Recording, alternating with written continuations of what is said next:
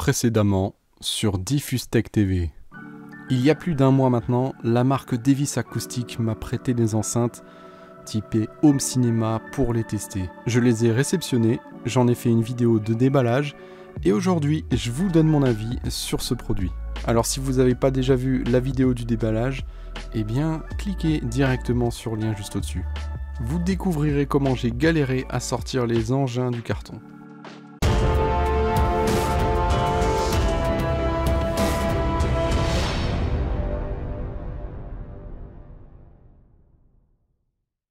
Salut tout le monde, c'est Diffuse, je suis ravi de vous retrouver aujourd'hui.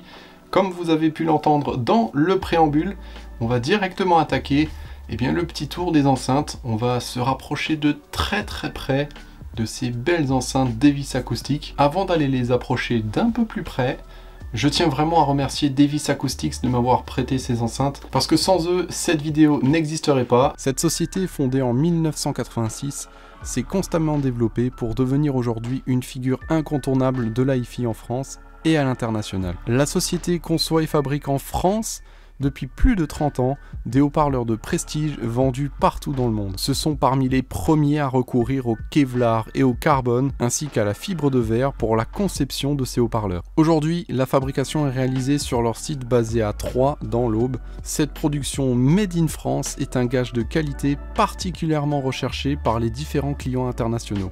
Si vous êtes intéressé par un de leurs produits, je vous conseille d'aller faire directement un tour sur leur site internet. Vous pourrez y retrouver toutes leurs enceintes et leurs haut-parleurs. Je vous mets les liens directement dans la description de la vidéo. Nous avons donc ici la Devis Acoustic Davani MK2. C'est une enceinte 3 voix. Qui dit 3 voix dit 3 haut-parleurs filtrés différemment, c'est-à-dire un haut-parleur pour le grave, un pour le médium et un pour l'aigu. 120 watts de puissance nominale avec une puissance maximum acceptée de 200 watts. Alors parlons de son aigu, c'est une chambre à compression avec un rendement très confortable de 94 décibels, ce qui lui permet de s'associer facilement avec des amplis Home Cinéma, même des amplis très légers au niveau puissance. Eh bien vous n'aurez pas forcément besoin de beaucoup de puissance, beaucoup de jus pour pouvoir faire fonctionner correctement l'enceinte. On a donc le tweeter à compression, on a en dessous le médium avec ce superbe haut-parleur en fibre de verre de 17 cm. Je trouve cet haut-parleur absolument magnifique en jaune. Cette couleur et cette texture, cette matière de haut-parleur, je trouve ça dingue. Ça donne un cachet à l'enceinte, c'est juste exceptionnel. Et juste en dessous, on retrouve le woofer, donc le haut-parleur qui va servir à donner du grave, à reproduire le grave. C'est un haut-parleur de 21 cm en pulpe de cellulose. Donc là aussi on a un haut-parleur très performant qui peut reproduire des graves très percutants avec beaucoup d'impact. L'impédance de l'enceinte est donnée entre 4 et 8 ohms avec une fréquence de coupure de 400 à 4000 Hz et une bande passante qui part de 30 jusqu'à 20 000 Hz. L'enceinte, quant à elle, possède un système basse réflexe avec un évent circulaire à l'avant, ce qui est vraiment très pratique pour le positionnement de l'enceinte. Vous pouvez la coller au mur sans aucun souci.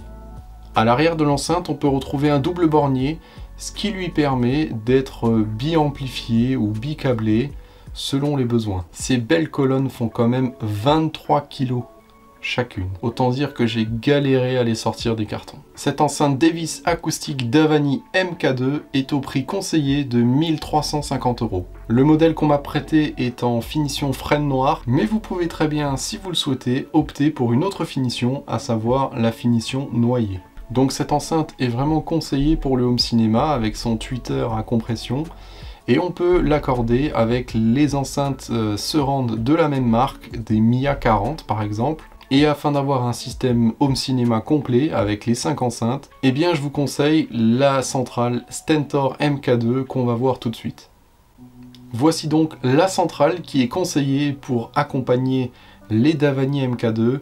Il s'agit de la Devis Acoustic Stentor MK2. Sur le même principe que les colonnes, eh bien cette enceinte bénéficie des mêmes technologies. En matière de tweeter, on est sur un tweeter pareil avec une chambre à compression, avec un rendement de 95 décibels, ce qui la rend très facile à alimenter avec un amplificateur home cinéma. Elle est accompagnée de 2 woofers de pulpe de cellulose de 17 cm de diamètre, ce qui lui permet en fait d'avoir vraiment une gestion du grave et du haut médium très intéressante. Cette centrale utilise un procédé basse réflexe. Avec les évents à l'avant, on peut très bien la coller au mur sans aucun problème. Tout de même 11 kg sur la balance et il y a du matos dedans. Munie d'une puissance nominale de 120 watts ainsi qu'une puissance maximum de 180 watts, elle vous plongera clairement au cœur de l'action. Identique que pour les colonnes, elle bénéficie de la finition frêne noire, mais aussi de l'autre finition en noyer. Pour cette enceinte Davis acoustique Stentor MK2, on est positionné à 450 €, prix conseillé. Voilà, on était un petit peu plus intime avec ces enceintes, on s'est rapproché de très près d'elles. J'espère que ça vous a fait plaisir. Pour la suite de la vidéo, eh bien, j'ai demandé à un ami fin connaisseur de la marque et puis de l'audio de m'accompagner pour la vidéo, pour faire eh bien, un état des lieux et pour donner son avis et ainsi que le mien. Donc restez jusqu'à la fin, ça vaut le détour. Par contre, enlève les chaussons, ça fait pécasse. Ça fait pécasse. Hop là, guys! Hop là, guys, ça tourne. Salut à tous. Alors, nouvelle vidéo. Je vais vous présenter quelqu'un que vous connaissez, mais vous ne l'avez jamais vu sous cette forme-là. Je vais le chercher. Hein. Alors, surprise. Je ne sais pas si vous avez remarqué la couleur de... Arrête. la couleur de son t-shirt, mais je crois qu'il y a une raison bien particulière, tout simplement parce qu'elle représente un petit peu la même couleur que les enceintes qu'on va vous présenter aujourd'hui. Bon, bah, on va commencer, je vais vous dire ce que j'en ai pensé de ces Davis acoustiques avec mon ami Manu. Je me présente. Tu me présentes, tu m'appelles Henri. J'allais dire, je me présente, je m'appelle Henri. Je m'appelle Manu, donc je suis musicien et j'ai la chance de rencontrer, enfin de rencontrer. Ça fait longtemps qu'on se connaît. Ça fait longtemps qu'on s'est rencontrés. De passer un moment avec Diffuse pour écouter le matériel qu'il présente aujourd'hui. Donc il m'a proposé gentiment de venir faire une bonne session d'écoute, donc on s'est fait plaisir sur pas mal de musique, de tout genre. En plus, qu'on reprenne juste pas qu'une seule session d'écoute, hein. Il est venu, dès que je les ai réceptionnés, il est venu une semaine après, il est venu plusieurs fois, on a fait plusieurs sessions d'écoute. Et là, eh bien, aujourd'hui, on a fait une dernière, avant qu'il puisse me donner son verdict à lui. Et voilà, je voulais vraiment avoir l'avis aussi de quelqu'un qui a à l'oreille et qui connaît très bien, les enceintes Davis acoustiques. Je suis musicien, je suis professeur de musique, voilà, j'enseigne la musique et je suis aussi chef d'orchestre, donc effectivement au quotidien je suis amené à entendre, à écouter, à juger de la musique. J'ai moi-même une installation à la fois hi-fi, j'ai une installation hi-fi et une installation home cinéma, donc deux installs distinctes. L'installation hi-fi, pour la présenter de manière assez rapide, je suis sur un ampli Marantz, j'ai envie de dire vieux parce qu'il a plus de 10 ans, un PM 7002 en classe A mais qui tourne vraiment très bien. Donc c'est du stéréo branché sur une paire de Davis acoustiques, les Cadillac 5. Voilà, pareil, qui sont ancienne génération, mais qui tournent aussi très bien. Du coup, quand Diffuse m'a demandé de venir écouter une paire de Davis, mon premier amour, j'ai craqué, j'ai dit oui tout de suite, évidemment, ça me parle.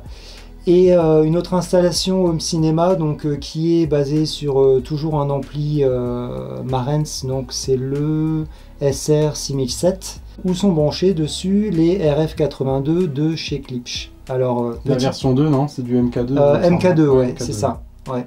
Alors, peut-être petit hasard, mais effectivement, j'ai découvert Klipsch grâce à Diffuse, et ça a été mon choix pour la partie home cinéma. Donc tout ça pour vous dire que eh bien, je me suis entouré de quelqu'un qui s'y connaît, qui connaît la marque, qui connaît la signature sonore de Davis Acoustique, qui connaît aussi eh bien, beaucoup dans le monde de l'hi-fi. Et voilà, c'est pas quelqu'un qui vient de découvrir ce monde-là, donc je voulais vraiment avoir son avis. Bon alors après toutes ces écoutes qu'on a pu effectuer, que ce soit en multicanaux, en stéréo, qu'est-ce que tu en as pensé de ces enceintes Davis acoustiques? Alors j'étais très agréablement surpris par ce matériel parce que déjà le point positif, ce qui m'a vraiment marqué, c'est les 3 voix qu'on a ici. Peu importe la musique qu'on écoute, on va vraiment distinguer, vraiment bien entendre toutes les zones du spectre, aussi bien les aigus qui ressortent, qui sont assez fidèles à la signature Davis acoustique, qui sont présentes mais qui ne sont pas agressives, c'est-à-dire elles sont assez ouvertes. J'ai envie de dire le mot clair, voilà, sans être agressif. On peut écouter pendant des heures, c'est pas quelque chose qui va nous agresser les oreilles ou au bout d'une demi-heure, même à fort volume, on va se dire ouh là, j'ai envie de baisser le volume. Il y a peu de fatigue auditive, il y a peu de fatigue auditive, ouais. C'est ça, voilà. Au niveau des médiums, au niveau des voix principalement, effectivement, ça reproduit vraiment, c'est assez réaliste. Vraiment, les voix sont présentes et c'est bien équilibré. Et au niveau du grave, effectivement, avec ce haut-parleur de 21, il y a largement les graves suffisantes pour de l'écoute en stéréo. Donc ça c'est pour la partie hi-fi, c'est largement suffisant. En tout cas pour une pièce allant jusqu'à peut-être 30 mètres carrés, 35 mètres carrés même, c'est largement suffisant. Après effectivement, si on est dans une pièce plus grande ou si j'y viens, on veut passer à du home cinéma, suivant la source qu'on va avoir, suivant ce qu'on aime aussi, peut-être qu'un caisson de basse sera nécessaire. Mais en tout cas, pour quelqu'un qui veut faire une première installation, il n'est pas forcément obligé de rajouter un caisson derrière. Pour la partie home cinéma, ce que j'ai beaucoup apprécié, bah, évidemment, toujours les aigus qui ressortent beaucoup. Donc je compare aussi aux aigus de Klipsch que je connais bien. Et je ne l'ai pas payé hein, pour dire ça. qui sont assez présentes et effectivement ça apporte vraiment de la présence dans les films. Les médiums et les graves, effectivement, sur certains films, on sent que voilà, il y a de la présence et c'est pas, ça manque pas. Voilà, ça manque pas. Alors si on va aller plus loin, comme je l'ai dit avant, avec un caisson, c'est toujours un plus.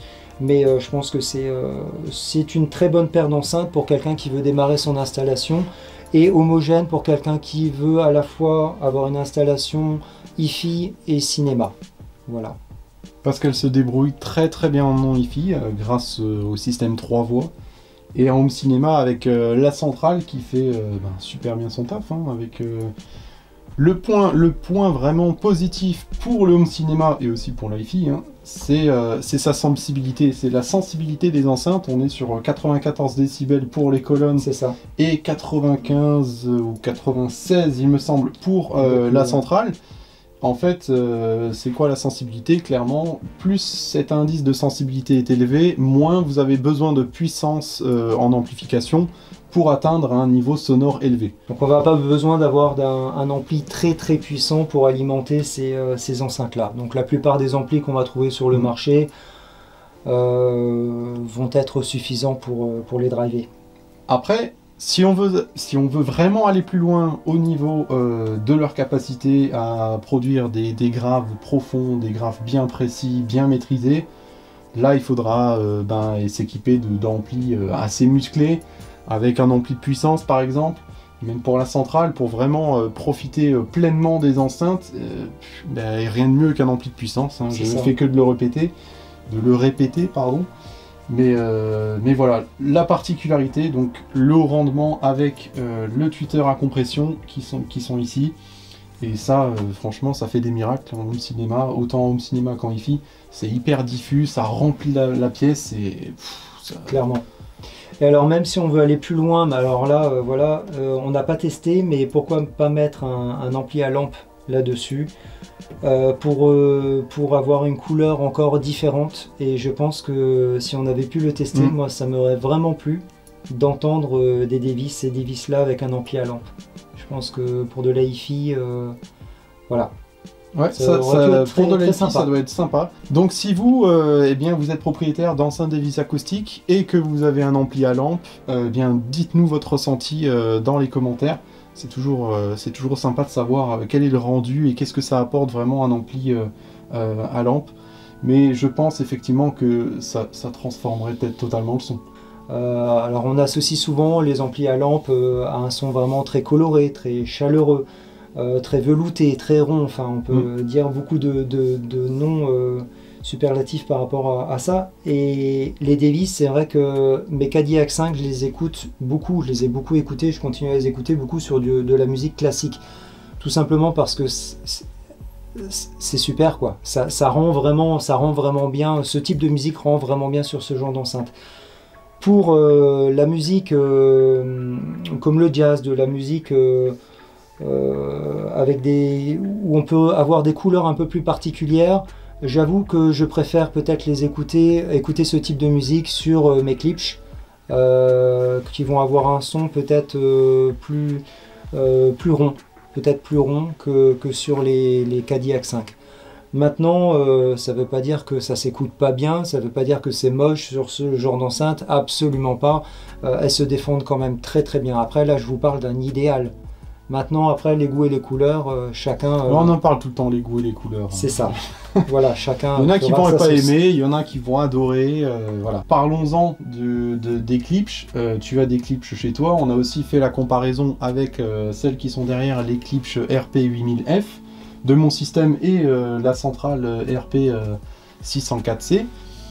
Et... non, 504C. Bon, je sais plus laquelle j'ai.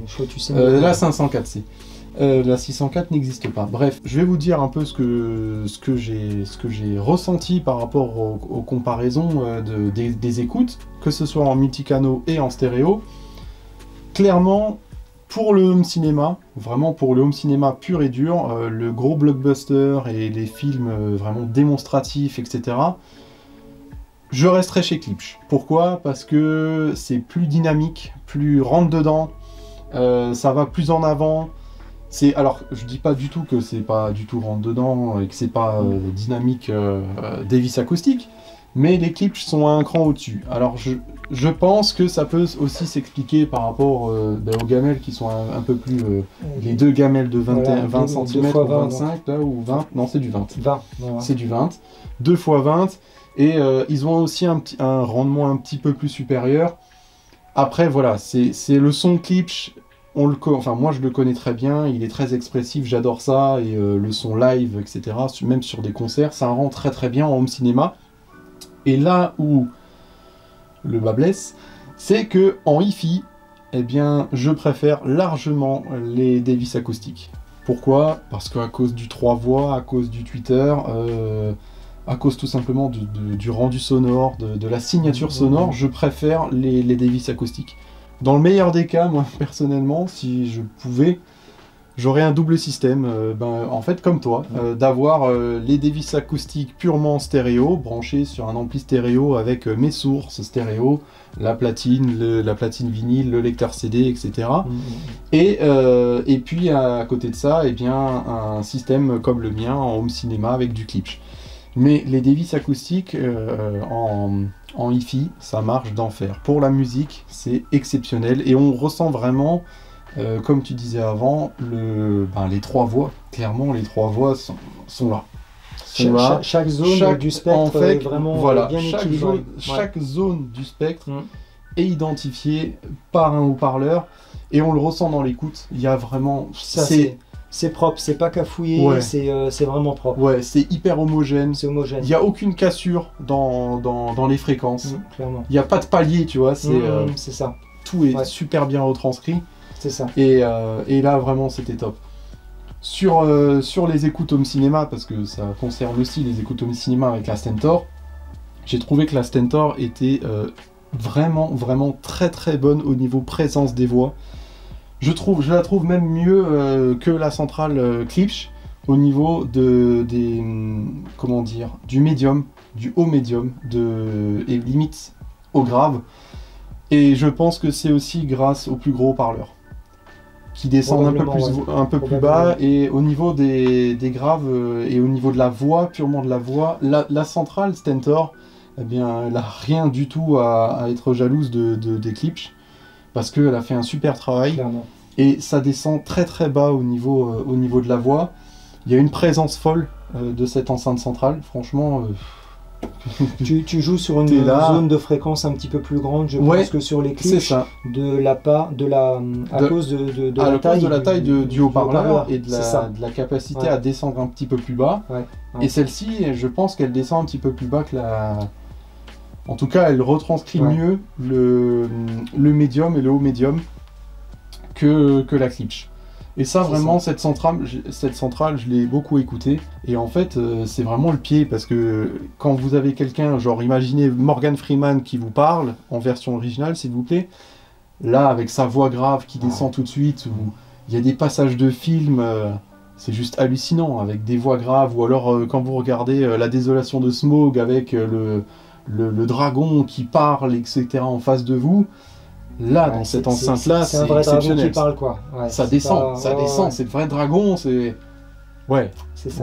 La Stentor, elle fait très bien son travail de voix centrale, même si elle est moins expressive et moins vivace que la Klipsch, mais au niveau des voix, elle est beaucoup mieux.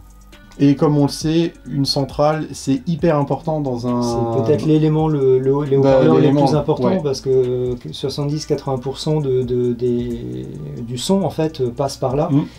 Et le reste, en fait, c'est de l'effet, si on veut. Alors même si les avants sont un petit peu plus prononcés que les arrières, ça reste pour l'ambiance, si on peut dire comme ça. C'est vrai que la centrale, on la sous-estime. Ne négligez jamais la centrale. Mais si un jour vous devez mettre un peu plus d'argent dans un haut-parleur, je pense que la centrale, c'est vraiment un élément très important. On sous-estime beaucoup, mais ouais, clairement. Maintenant, je vais vous dire clairement ce que je pense de l'aspect physique de l'enceinte, enfin des enceintes Davis acoustiques, comparé à ce que je connais, comparé aux Klipsch qui sont derrière. Alors oui, forcément, on compare, parce que on part pas de rien. Je compare aussi par rapport à d'autres enceintes que j'ai eues. Là, je dois dire qu'au niveau physique, j'aime bien, et même j'adore ce haut-parleur. Parce que le côté jaune qui ressort, là, ça flash tout de suite. C'est l'identité directe. Oui, c'est pour ça, tu vois, le jaune...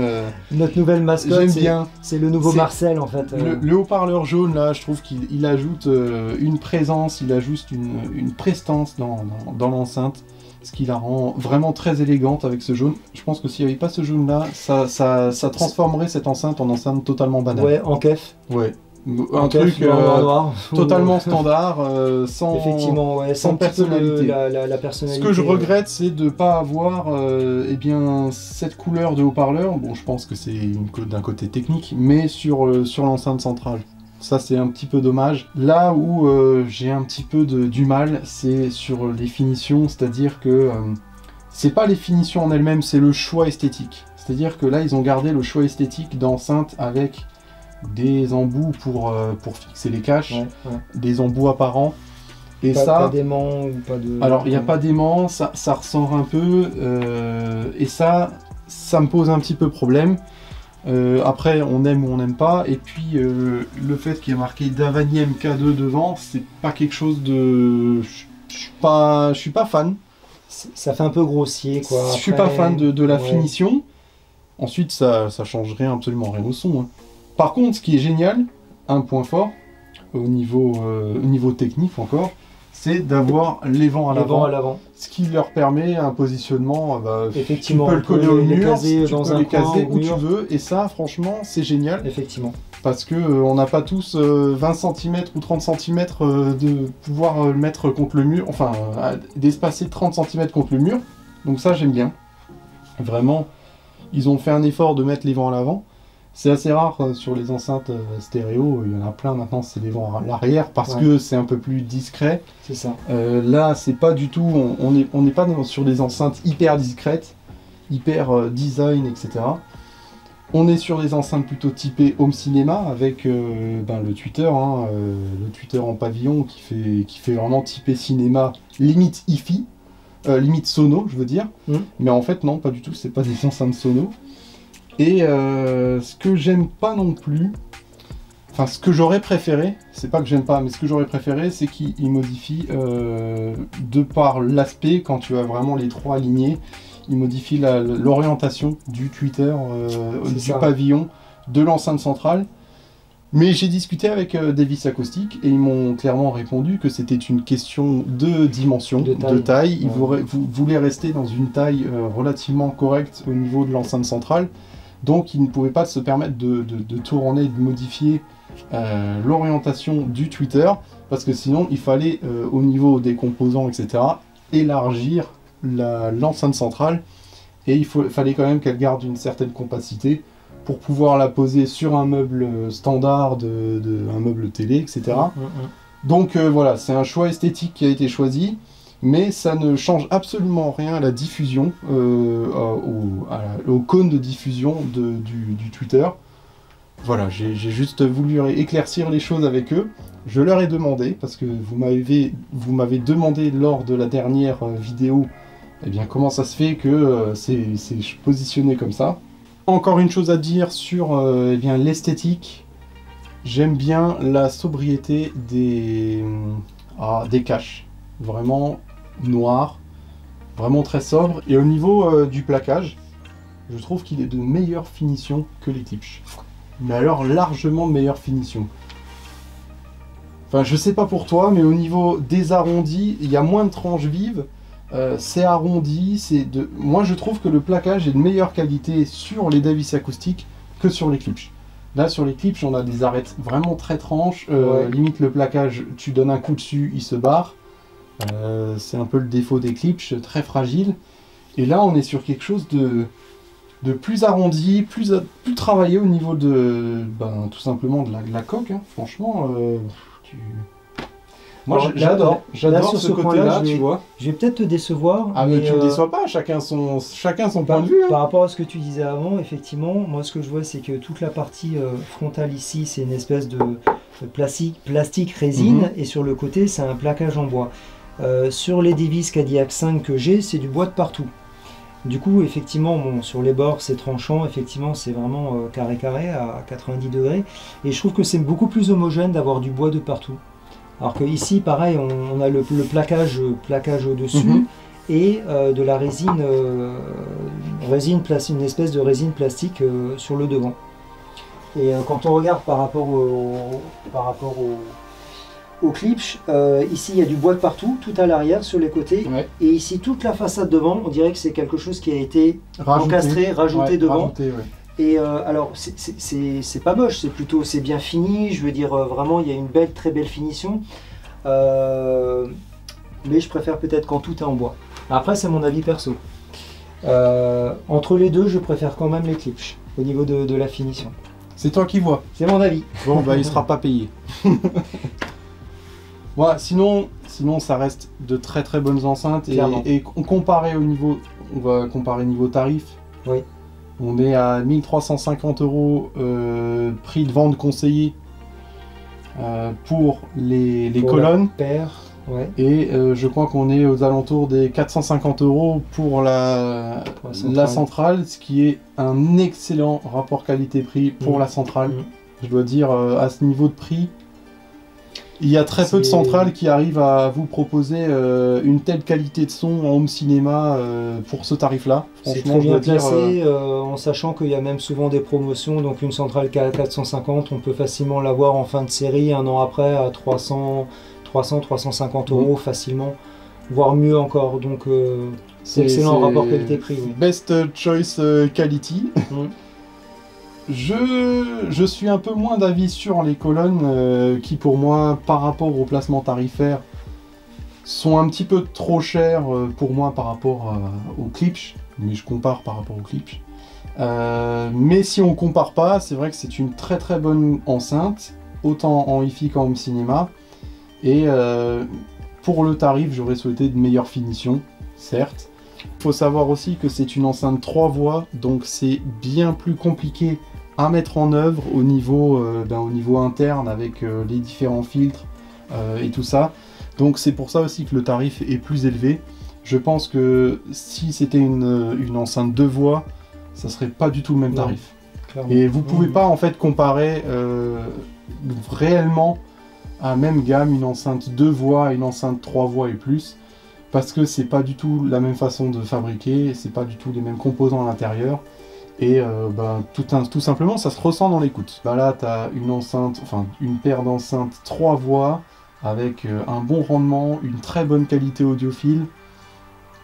Qui est très polyvalente aussi bien pour l'hi-fi que pour le home cinéma. C'est ça aussi qu'on demande, c'est la polyvalence. Hein. On n'achète pas une enceinte pour un seul truc, tu vois, ou pour un seul, comment dire, un seul style musical aussi. Il faut qu'elle puisse convenir à plein de styles musicaux. Ouais. En tout cas, des enceintes vraiment très polyvalentes que je recommande vraiment pour quelqu'un qui veut se lancer là-dedans, dans l'hi-fi et ou dans le home cinéma. Je pense que vous ne serez pas déçus. Ah non, clairement pas. Et puis la centrale, c'est best rapport qualité-prix, c'est exceptionnel. Bon bah voilà pour cette présentation des enceintes d'Avani MK2 de chez Davis Acoustic, ainsi que la Stentor, son coup de cœur, qui est aussi le mien, c'est vrai qu'elle rend très très bien. On espère que ces informations vous aura permis de faire votre choix, si vous hésitez encore, ou simplement vous aura apporté quelques éléments pour votre curiosité personnelle, tout simplement. C'est à moi là, parce que bon, il gère super bien, donc on va le laisser, hein. Je vais m'en aller, salut. Ok, non, donc, je plaisante. Il s'en va, je reprends sa chaîne, je reprends aussi le nouveau Marcel, et il va me laisser son t-shirt aussi. Non, je le garde mon t-shirt d'Avril. N'hésitez pas à liker la vidéo, à partager aussi cette vidéo si ça vous a plu, si vous voulez faire découvrir mon univers et ses enceintes à d'autres personnes dans votre entourage. Et puis abonnez-vous. Dites-moi dans les commentaires si vous avez apprécié la vidéo et si vous comptez acheter ces enceintes Davis Acoustic. Merci à toi Manu de m'avoir épaulé sur cette vidéo, sur cette conclusion. Et on se retrouve très vite pour une nouvelle vidéo. Et là, c'est le moment fatidique où on va faire... Salut Bissom!